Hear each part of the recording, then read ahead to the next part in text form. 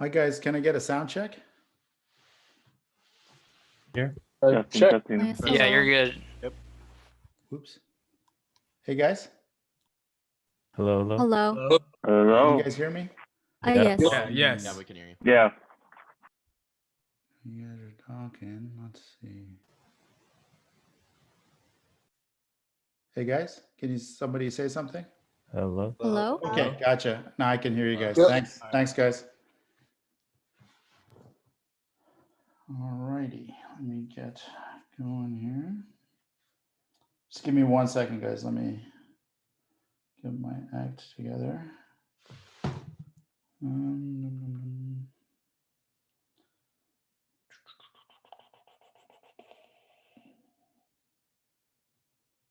Where's my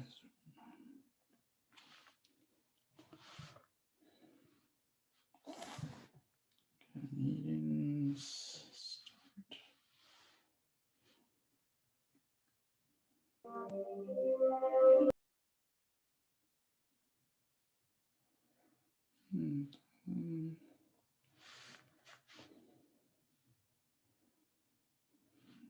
Okay.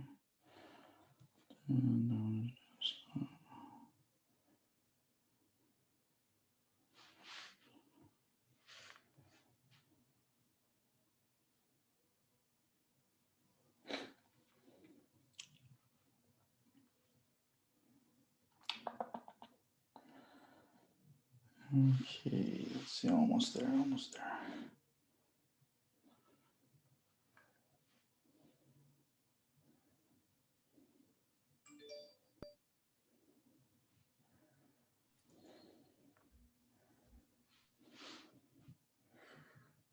Okay, thanks for your patience, guys. So welcome to the class. This is, we're 2200. I think this is section 5. And let's see what I want to say. So my name is Barmak Mansourian, and I'll give you guys a introduction to myself in a little bit here, and hopefully persuade you guys that I'm qualified to teach this class. So the name of the class is Introduction to Microelectronics. And also, after I go through the procedural stuff for the class, I'll also talk a little bit about what does microelectronics mean, why you're being forced to study it as part of your curriculum, and why it's a really great topic. The prerequisites, I'm assuming you guys are here because you have the prerequisites. I've heard from, this is my 3rd semester teaching the class, and I've heard from a bunch of students that I think you guys, not everybody's interested in buying the text or having the text. In my opinion, it's a really great text. The author, Behzad Razavi, is a UCLA prof. He's probably one of those once in a lifetime great teachers and academics that comes around microelectronics. I think he's done a fantastic job with the book. Anyway, I'd recommend it. It'd be kind of thing that you could keep forever, but if you don't want to get it, you don't have to. There is, I do assign reading or suggest reading before the class and suggest doing the problems after the class, but I guess you can, find that somewhere else. All right, so in terms of so we're here, this is your first microelectronics class, and we're going to be talking about things like diodes, bipolar, and MOS transistors. And we're going to be talking about ways of looking at that, analyzing those things. What do they look like? The physics behind them, and how you can, what you can use them for. I think this year I'm probably going to have some LT spice, some spice simulation stuff, because I think you'll be doing that anyway. You'll have to sort of get comfortable with Spice with the 2200 lab, and it's something you'll be using for the rest of your life. I suggest LT Spice. I have some tutorials, etc. I have a tutorial online that you can use to get going. The thing I like about it, it's free and it works for PC and Mac. I have it, so I can help you guys debug if there's any issues. Let's see, what else? I think you guys are mostly interested in probably the grading. So, the bad news is we're going to have in-class quizzes. It's about 56% of your grade, and the rest is the final. I'm going to assign homeworks to you guys, for you guys, and I'm going to be giving you the solutions to the homeworks. I'm not going to grade the homeworks. That's just sort of for you what I think are important problems to solve, to understand the material. I think going back to my own undergrad days, one of the big mistakes I used to do is just kind of read the book. I hardly would attend the lecture, and I certainly wouldn't bother doing any problems. And I had it completely backwards.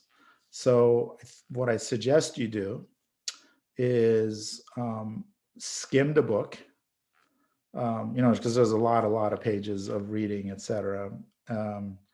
But just skim it, go over the lectures, either recorded or live, and then just really focus on doing lots of practice problems.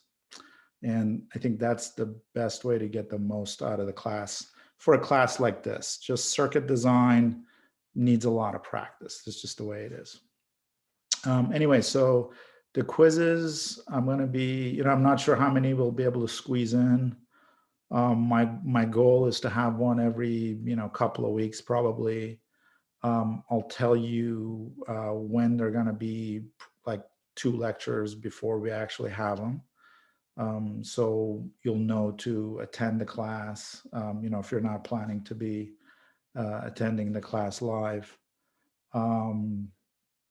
And let's see. So the very first one, and don't get scared, the very first one is coming this Thursday, so the day after tomorrow. That's not going to be graded, so that's sort of quiz 0. That's to clean up the pipes with grade scope, make sure you guys are familiar with the format of the quiz, and also there'll be some questions about sort of RC circuits, etc., doing Thevenin equivalent, those kind of things, just so I get an idea about each of you, like what's your background level of what you need to come into the class. And you could skim chapter 1 of the book if you'd like to, but it's not going to be graded. Do your best. It's, again, pipe cleaner, and to give me an idea of your background, where you're at, and maybe give you guys, if you guys are forgotten some of the stuff with like rudimentary circuit analysis, that will also give you a warning to kind of catch up on that.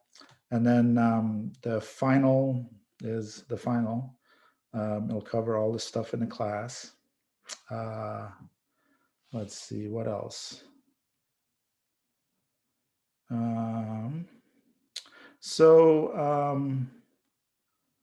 I want to say.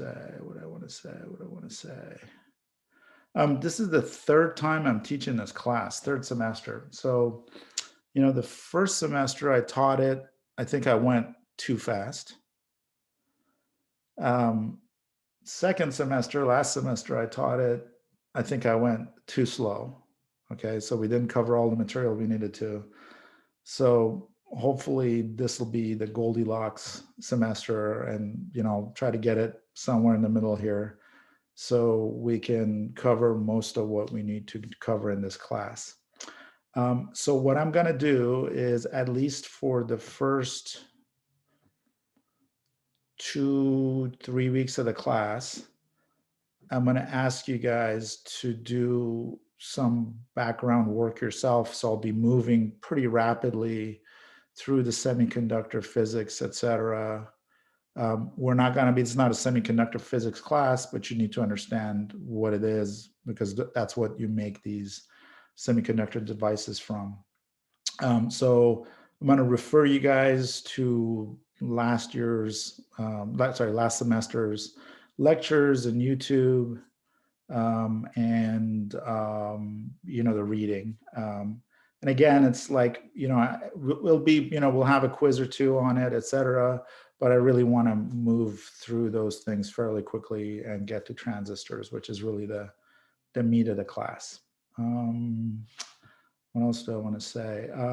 The office hours are Fridays from 9 to 11, and there is a separate Zoom invite for office hours. That's also on the Blackboard. What else do I want to say here? What did I miss? I think that's pretty much it. Oh, I wanted to tell you guys, so, my experience, I'm not a professor at Cal Poly. I'm a lecturer. I'm from the industry, let's say. And so my experience has been a little bit different than my own education and what I see at the workplace. It's a little bit different than I think some Cal Poly students expect. I'm not sure all of you do or not, but I just wanted to kind of give you a warning about how how I structure my tests, etc. So you guys are somewhere in this path, in the undergraduate program at the university, even at the master's level. Let's see if you guys want to look at that. You're sort of at the path between a time where people are very focused on how well you do, and people are trying to, faculty, whatever, believe it or not, they're reaching out, trying to help you guys, meet you at least 50% of the way, and basically help you guys learn. You're halfway between that and the workplace. In the workplace, I don't want to make it sound like a cold place. It's a very, very friendly. Usually, you'll be lucky to be in a place that's a great place to work. I've been very lucky in all my time working, been great teams, etc. But people don't. You're the one who's responsible for delivering stuff to other people. You're the one who has to figure out how to solve a vague problem, how to design something from specs that aren't clear, and somebody that's supposed to deliver stuff to your employer, typically, or if you start your own company, to your customers. Okay. So in that environment, nobody's particularly concerned about formulating the problem very carefully so you understand it. It's not everything is spelled out. You have to you have to do some work figuring out what the problem is asking and how to solve it. And so the stuff that you do previously helps as guidelines, helps as experience, but there's no guarantee of one-to-one correspondence. So all this is saying that it's very important for you guys to do the homeworks. Again, they're not graded. I'll have the solutions for you guys. It'll really help you understand. But ultimately, you have to understand the material. I don't feel compelled to give you a one-to-one correspondence between the homeworks and the tests exactly. There'll be, the topics will be the same. The homeworks, if you do them, if you understand the material, you shouldn't have any problems with the tests. But, don't expect it to be, the same problem as what's in the homework with just a few numbers changed. I really expect you guys to understand the big picture, the core of what we're trying to do here. Okay, so just a warning in case, that is going to trouble you guys. I know there's multiple sections in this class. Like the tests might be a little different than what you expect. I'm not trying to get you guys to drop. I'd love to have you guys be part of the class all the way through, but just wanted to give you that warning. All right. Does anybody have any questions about the class? Anything? I'm assuming everybody who wants to add the class has already added it.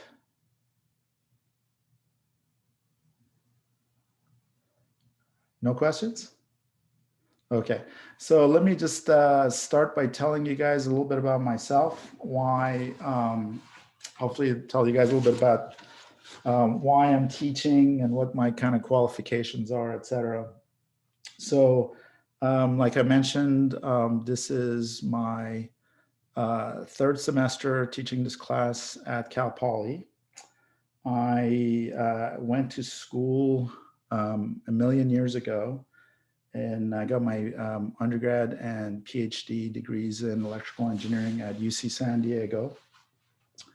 After that, I came up to LA to work for JPL. And the reason why I went to JPL was there's this, lost my page here, excuse me for a second, guys. There's this technology called CMOS image sensors. It's a type of semiconductor chips. It's what's the cameras in your iPhones, computers, etc., your cars, etc., are made from. And I've been in that business for the last 25 years. And so after I JPL, I always, for some reason, I always had in my head to get into the entrepreneurial part of engineering. So after JPL, I went to two startups, one in Pasadena that was sold to Micron Semiconductor, and another one in San Diego. Then in 2001, I started a company with a couple of friends, and we had a successful exit. And by that, I mean we sold it profitably in 2018. And the company, I'm very happy to say, out of that sale, we were 45 employees in the company. And 9 out of the 45 people made more than $1 million as part of that sale because we're completely employee owned. And and sort of it gave me the ability to having to stop working for a living, at least for the time being. The reason I mentioned that is because I really, I have like 4 things I have in my head, 4 main ideas that I'd like to pass on to you guys this semester. And definitely one of them is to encourage you guys to think about getting into entrepreneurship, working for companies, small companies, large companies. Well, you'll have ownership of the company. It's really fun. It's really exciting. It can be a lot of work. It's possible that you won't make money off of it besides your salary. But hey, it's possible that you could build your own company or be part of a company like that. And I think it's just really fulfilling and could be really financially rewarding. So I really want to kind of spread that message for you guys in Cal Poly. And my connection to Cal Poly is actually because of the people we had in the company. A large part of our technical team were engineering students that we had hired from Cal Poly straight from the undergrad program at Cal Poly, and they really helped us build a company. And so what I'd like to do as part of coming and teaching in Cal Poly is to pass on some of those lessons learned. I don't know, some of the examples from the industry, some of those things back into Cal Poly, and just, help be part of, this program that generates this great engineering talent. So right now, I'm still involved in the company that bought our company, but sort of as a consulting basis. And so the rest of the time, I'm just teaching and catching up to my reading. All right, let's see. Any questions, guys, about that?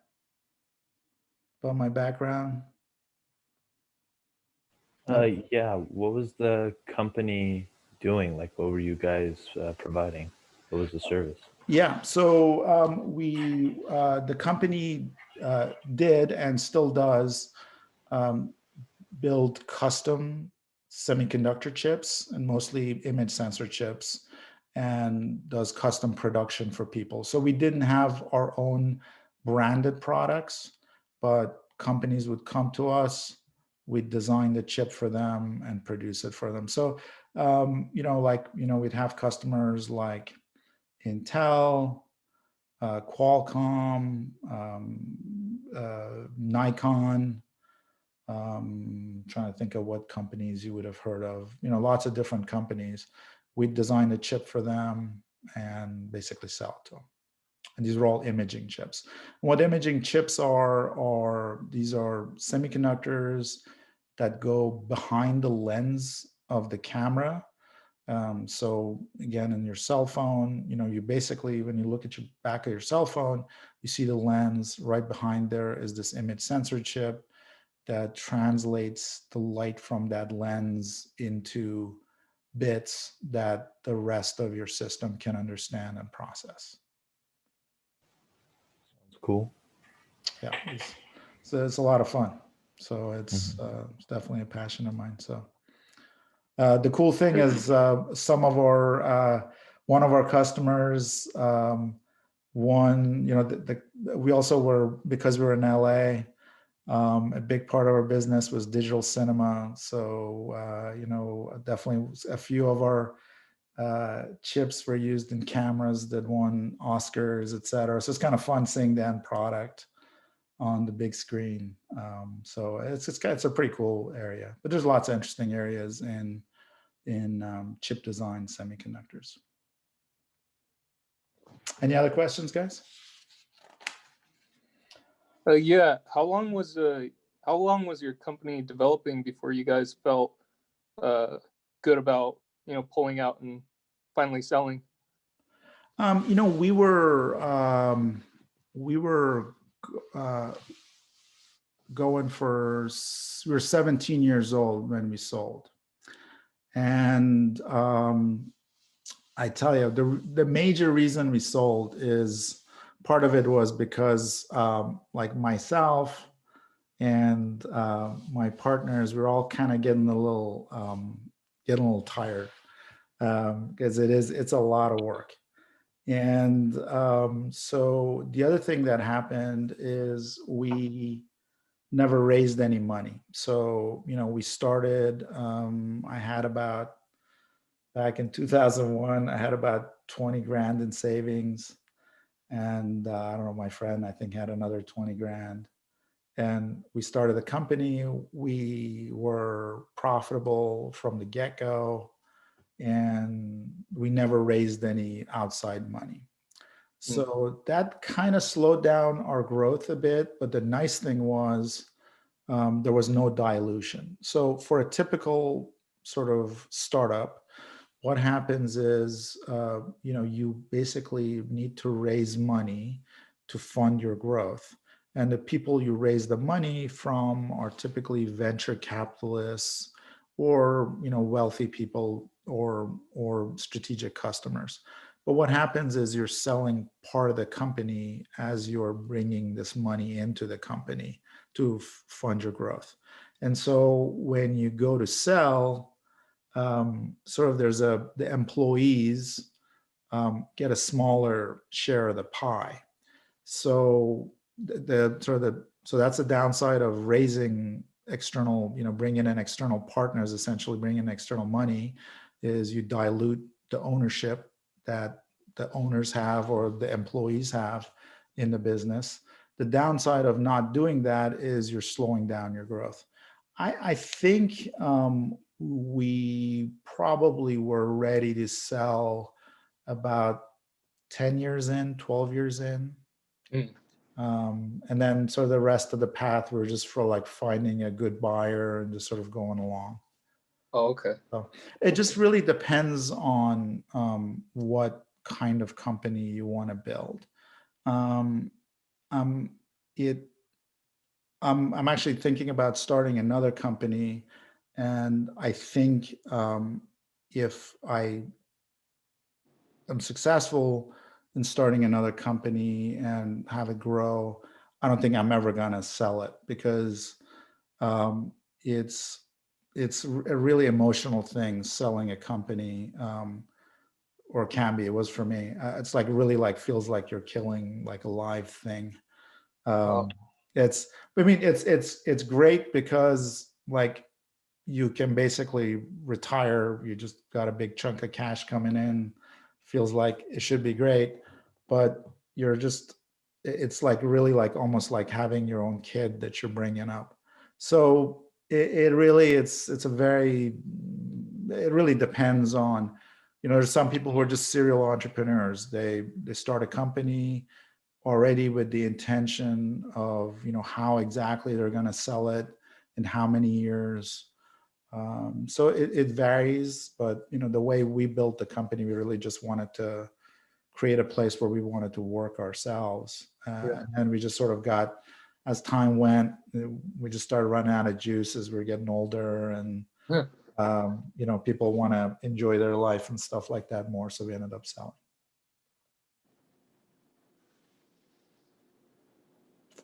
Any other questions? Are you accepting resumes for the second company? I'd love, that's part of that's my selfish reason for also teaching at Cal Poly, is to hopefully meet up with people who might be interested. I'm gonna keep my eye out on job postings then. Okay. Be looking for it. I appreciate it, guys. Okay, so let me talk a little bit about microelectronics, if there are no other questions. Any other questions? No? Okay, so let's talk a little bit about microelectronics and what microelectronics means. Okay, so transistors were actually invented in, I had to look this up last week, in 1947. So 73 years ago. It's a long time ago.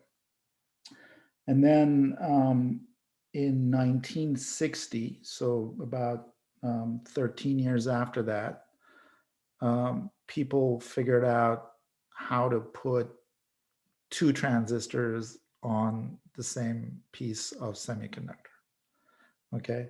And so from 1960, they had, two transistors on the same piece of semiconductor.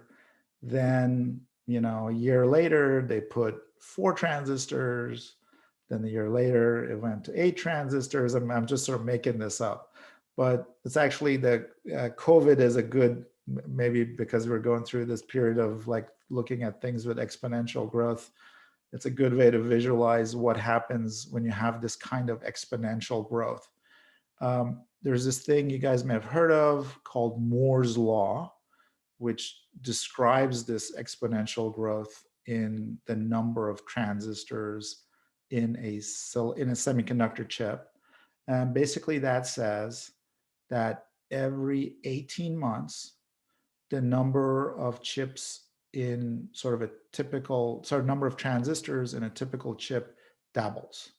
So let's say you start, so it's like a virus in your body, or if you want to think about COVID growing, it grows really fast. So, you started in 1960 with 2 transistors, mid 61, 62, you end up with 4, 18 months later, 8, etc. And it really grows tremendously. So like I looked this up this morning about, what are the chips that sort of the world record for the number of transistors in chips as of 2019, which was the last date I could find. And so the record for the largest, highest number of transistors is in a flash memory, and that was 2 trillion transistors. Okay, so that's the kind of numbers now we have in a piece of silicon that's probably 10 millimeters by 10 millimeters.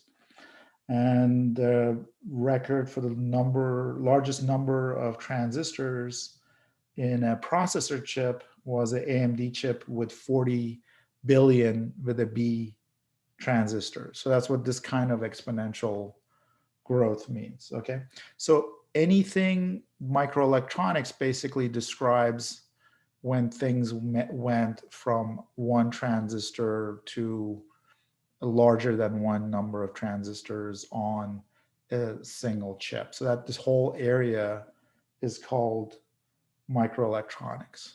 Okay, so if you think about, and I'm sure you guys are familiar with this, but just fun stuff to think about.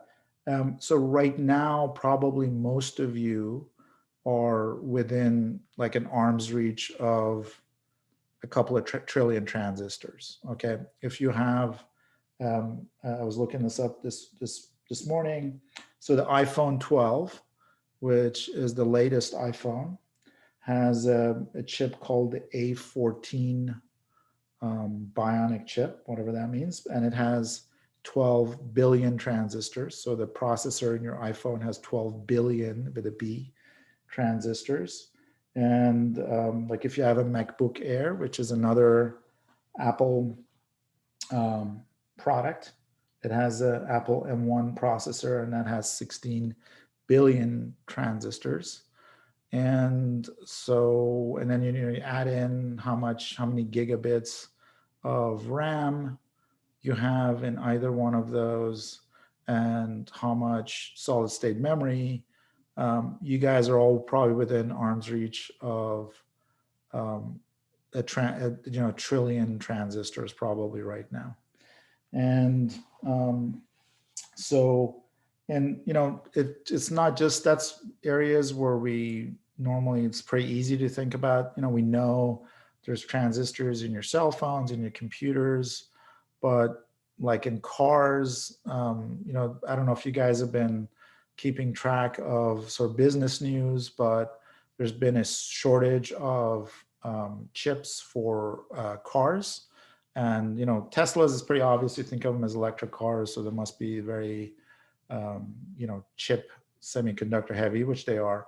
But even normal cars right now, I believe Honda in January 13th, they had to shut down a manufacturing line, one of the manufacturing lines, because they're basically the supply of chips dried up. So that kind of tells you in cars, in almost anything right now, you have a lot of transistors, and that's just going to grow. So it's really what makes our system go, or is these just transistor and electronics. So all this means that, and then basically, let me just finish up where we are today, and we talk about what's coming for when you guys get into the job market. So right now, the market cap, so there's companies that are known as semiconductor companies. So these are companies, all they do is to sell semiconductors. These are companies like Intel, NVIDIA, those kind of companies. Okay, so the market capitalization, the market value for all those companies is about $4 trillion. And that's a little bit bigger than the size of Amazon. So it's big, but it's a pretty big industry. But it doesn't include Amazon itself. So what's been happening, and I'll talk about that a little bit, is that so what that doesn't include are companies like Apple, Google, Facebook, and Amazon itself, which aren't really classified as semiconductor companies, but that what they're doing is designing their own semiconductors now. For a long time, these kinds of companies were buying processors from Intel, from AMD, NVIDIA, and now what's going on is they're starting to design their own chips. And I'll talk a little bit about that. So it's a pretty big marketplace. Okay, so what's happening now? So I talked about this doubling in the number of transistors every 18 months called Moore's Law. But just like this says, COVID business is a good example. If once you dabble enough, you get to big enough of a number, you just automatically start tapering off. Because the way they would do this for many years was they would make the transistors smaller and smaller so they could pack more of them into a chip. For example, the first iPhone that came out, I think it was in 2006, and that used a 90 nanometers CMOS process. Nanometers stands for 10 to the minus 9. So that's 90 times 10 to the minus 9 meters. Pretty small. So 90 nanometers, okay? This latest chip from Apple, an iPhone 12, is in a 5 nanometer process. Okay, so from 90 nanometer to 5 nanometer. And remember, we're talking about, this is sort of a unit of length. When you're looking at an area, it's kind of, that's even expanded more. So what you do is you're cramming, you're making the manufacturing, et cetera, they were able to shrink the size of transistors every couple of years and sort of get this improvement in the number of transistors you could cram into a chip. But that's like anything else that's exponential growth eventually tapers off, and we've been tapering off. So, you hear about the talk of the death of Moore's Law now. It just means things have slowed down. Instead of dabbling every 18 months, maybe things are dabbling every 3 or 4 years now. And that's for a couple of reasons. One of them is just power consumption. Each one of these transistors, we'll talk a little bit about power consumption here, but power consumption equals to heat, okay? And there's only so much heat you can stand or remove from a system, okay? And so after you add enough transistors, the stuff just gets too hot and too expensive to cool down. So it doesn't pay off to keep adding transistors. So that's one. Two, it's hard to get your head around something that's man-made, that's 5 times 10 to the minus 9 meters in size. But that's pretty small, okay? Things are, the wavelength of, blue light that you can see is, 400 nanometers. So from 400 nanometers, so like with forget about microscope, you can't see the stuff in a microscope. You need scanning electron microscopes to even see these transistors. They're getting to a few atomics lengths, okay? So they're getting very small, and the thing that's growing now is exponentially is the cost of new manufacturing plants to build these devices. Every generation, it gets much, much more expensive to build these things. So all this stuff, power consumption, cost, et cetera, means that Moore's Law has slowed down. So, but believe it or not, that's sort of created a huge opportunity in the semiconductor space, because what was happening about 10 years ago, and so this is a little counterintuitive. What was happening about 10 years ago is, again, every 18 months, the number of transistors in a chip would double. So, hey, if you wanted more performance, let's say you're Dell or Apple or whatever, if you wanted to increase the performance of your computer, all you had to do was to buy the next generation of chips from Intel or whatever, and you'd just ride that wave. It didn't pay to design your own chips. So what was happening was the chip design was getting very, very focused into a few places like Intel, AMD, NVIDIA, and that's what would happen is, there's just no reason to design chips yourself when these guys every couple of years are coming up with something faster.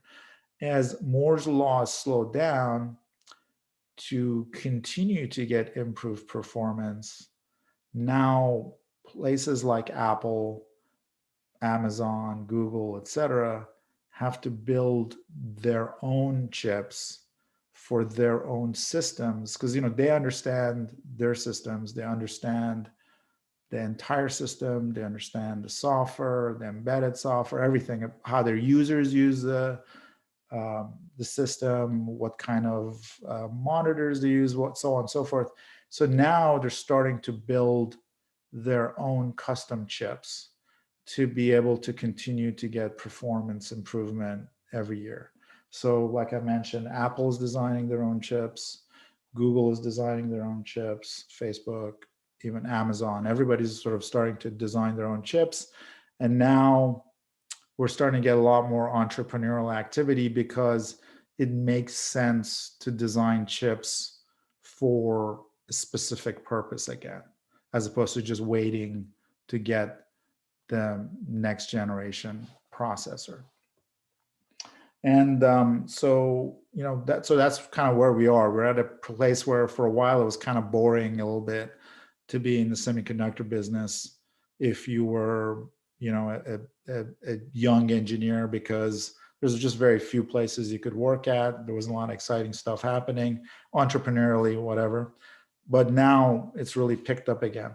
So the state of where we are now, and then looking forward, as best as anybody can tell, and like it or not, our corporate masters have already decided what our future is going to look like.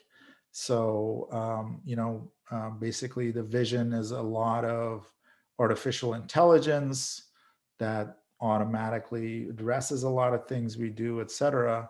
But so that's a lot of AI chips. There's a lot of work happening right now in chips for neural nets, artificial intelligence, and all sorts of fields.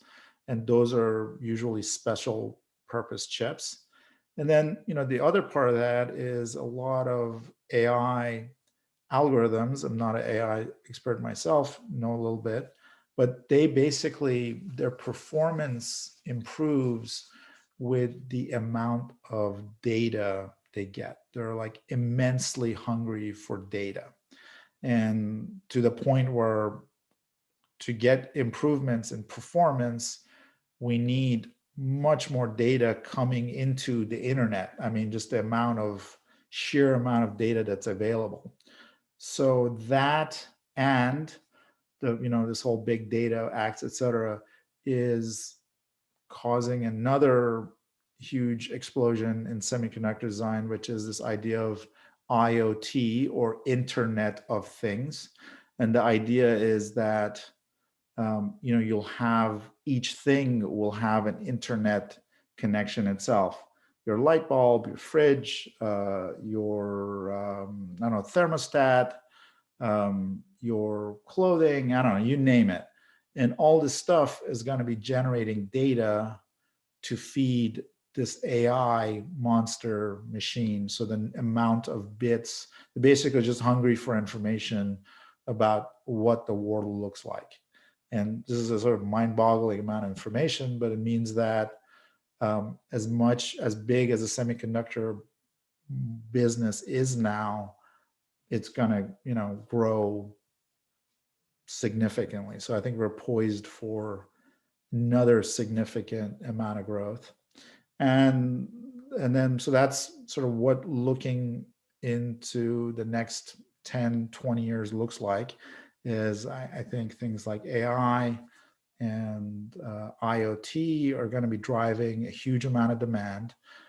There's going to be opportunities for a lot of entrepreneurial activities, small companies to be designing chips again. And then we're also looking at, as I'm sure you guys are, well, I don't know if you are, if you were wanted to annoy yourself, you were tuning into the news the last couple of years, and a big bone of contention between China and the US is in the semiconductor space. So because of these new applications, I think both countries see that as being vital to national interest, to, you know, who controls the world's economy, et cetera, coming up.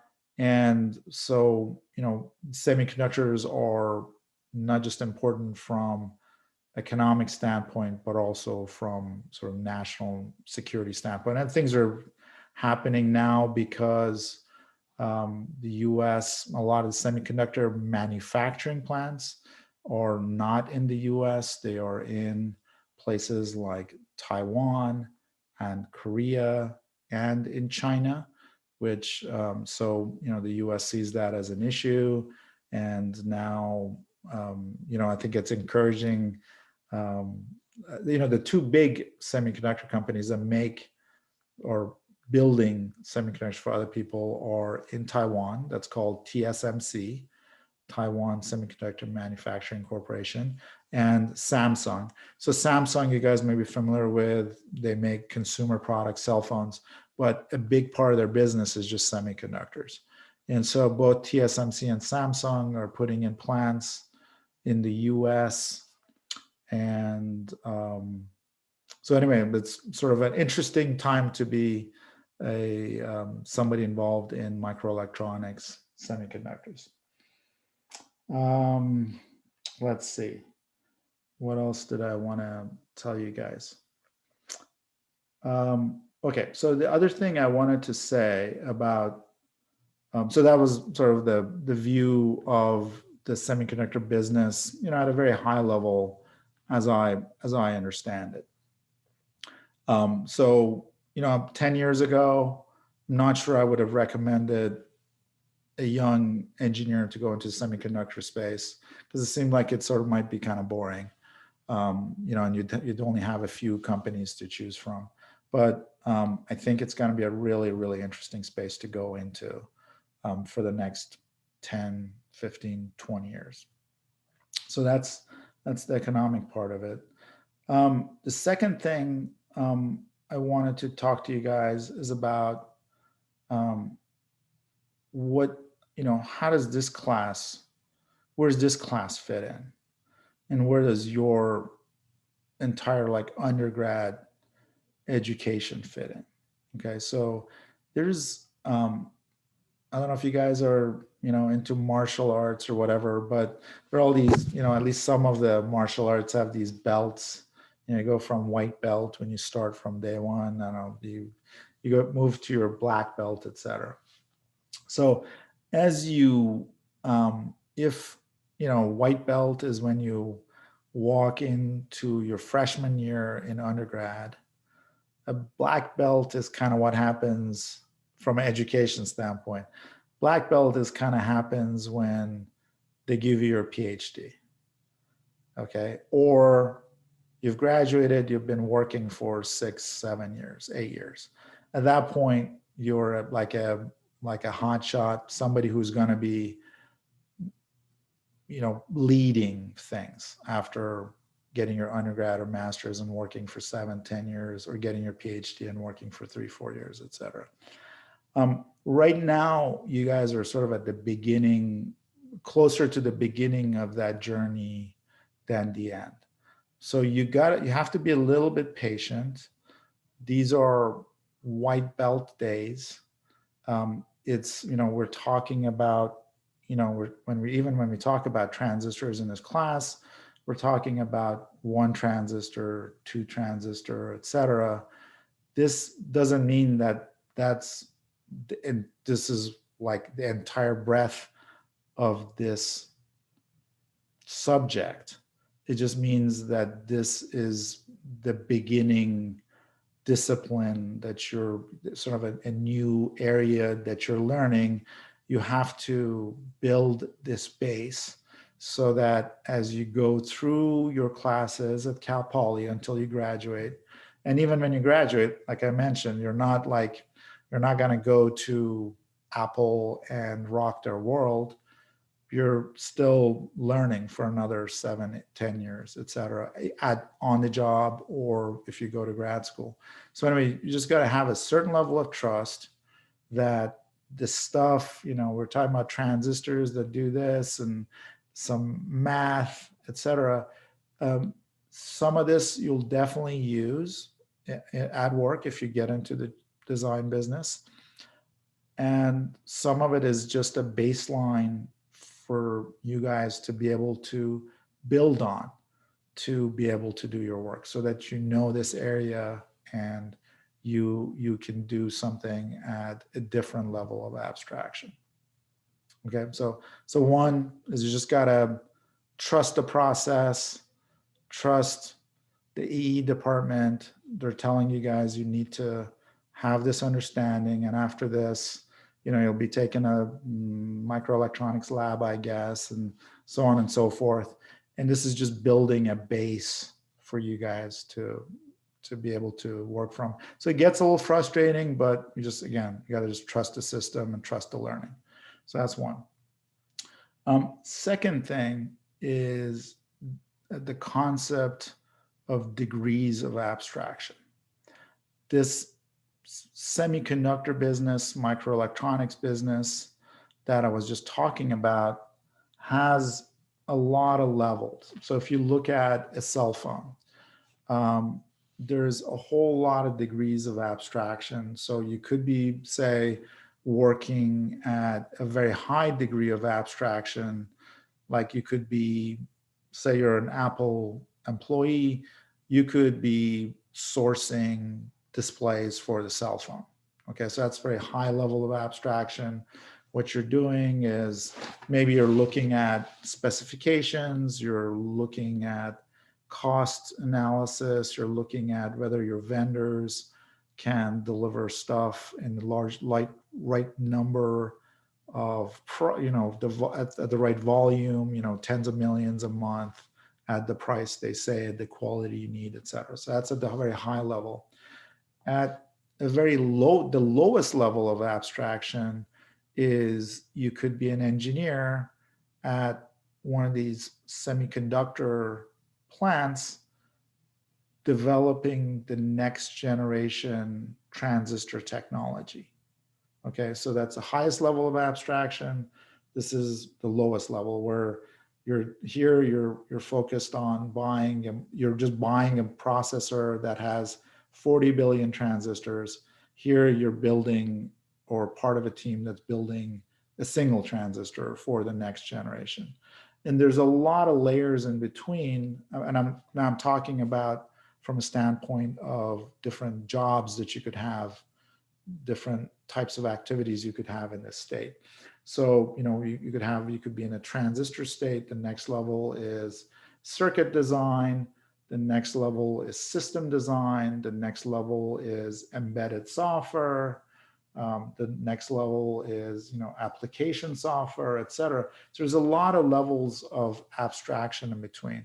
So even if you are an electrical engineer that's sourcing the 40 billion transistor microprocessor, and you're just interested in the specifications, how much it costs, can you trust this vendor, et cetera, you don't need to be an expert in how transistors are designed or circuits are designed, et cetera, but you need to have a level of understanding of how that works. because all that will tell you is what this vendor telling you, is this something you can trust? Does it make sense? If once you buy that chip, it ends up your cell phone, there's a problem, you do a recall, you need to understand how these different layers work so that you can talk to different people in the company, with your vendors, with your customers, to figure out where the problem is, what kind of solution you can expect, what kind of time, et cetera. So you need to, you might be working in a lot of different levels of abstraction in this microelectronic space, but you need to understand, the guy who's building a transistor better have some level of understanding of embedded programming, because he'll need to know what's important in his transistor design as well. So, but doesn't mean you just cannot ignore sort of almost any area in between. You'll get very focused as you start in your career, but you need to have in your undergrad program, you're just developing a broad understanding of all the different aspects. Okay, so I think that's pretty much what I wanted to say for the class today. So I'll let you guys go unless you have some questions. I'll let you guys go for today. So again, Thursday, we'll have our first quiz. It's not going to be graded, pipe cleaner, just to sort of get a feel for your understanding of circuits, and just to make sure we can get working with grade scope, everything goes okay. Okay, guys, if you don't have any questions, I'll let you go and see you guys on Thursday. Thanks, Professor. Thank you. Thank you. Have a good night, Professor. Night. Have a good night. Thank you, Professor. Good night. Bye.